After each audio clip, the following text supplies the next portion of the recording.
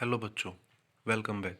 तो आज का टॉपिक है connected motions of contact bodies. ठीक है, इससे पहले आप लोगों ने हॉरिजॉन्टल कनेक्टेड मोशन पढ़ा, वर्टिकल कनेक्टेड मोशन पढ़ा और पुली, और अब आएगा कॉन्टैक्ट बॉडीज़। ठीक है, स्मूथ सरफेस मानना आप लोगों ने। अब देखो, यहाँ पे तीन बॉडीज़ हैं, M1 M2 M3।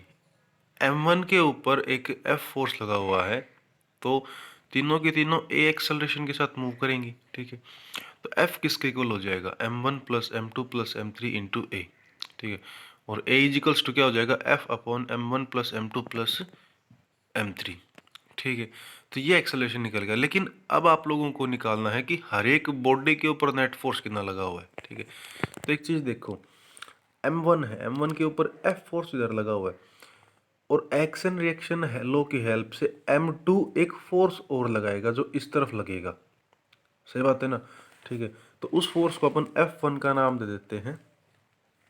ठीक है, तो F1 और A। ठीक है, और F1 क्या है, force on M1 due to M2। ठीक है, अब F माइनस F1 किसके इक्वल हो जाएगा, M1 A के।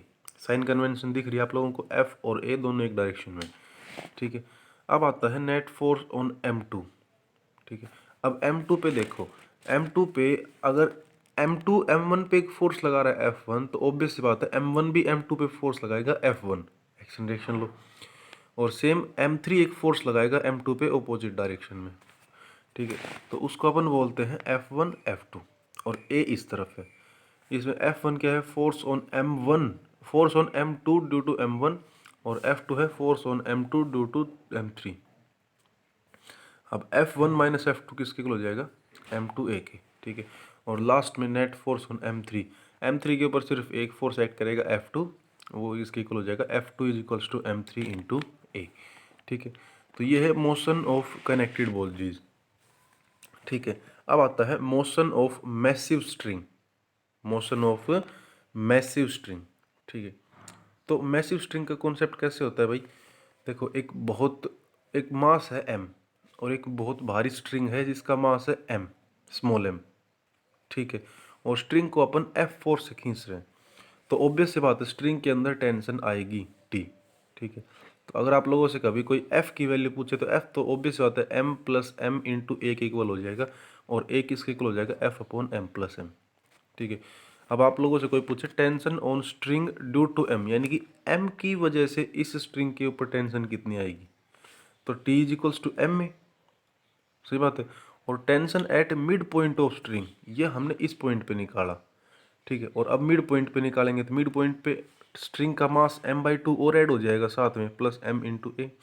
ठीक है, और लास्ट में आता है tension eight A distance x from the force applied, यानी कि इधर से x डिस्टेंस दूर, इधर से x डिस्टेंस दूर, फोर्स की x डिस्टेंस दूर कितनी टेंशन होगी।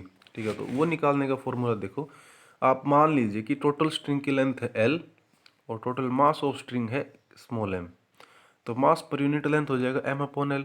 और अगर आप लोगों से कोई पूछे कि मास ऑफ x लेंथ कितना होगा, तो mx अपॉन L। ठीक है, और इस केस में टेंशन कितना हो जाएगा, mx अपॉन L इंटू ए।